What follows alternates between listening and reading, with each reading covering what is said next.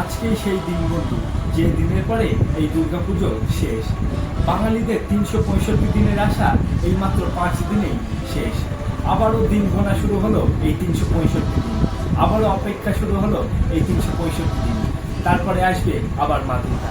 তো এই বছর সবাইকে শুভ বিজয়া দশমী। দেখো আলোয় আলো আকাশ, দেখো আকাশ তারায় ভরা, দেখো যাওয়ার পথের পাশে ছোটে হাওয়া পাগল পারা। এত আনন্দ আয়োজন সবই বৃথা আমায় ছাড়া। ভরে থাকুক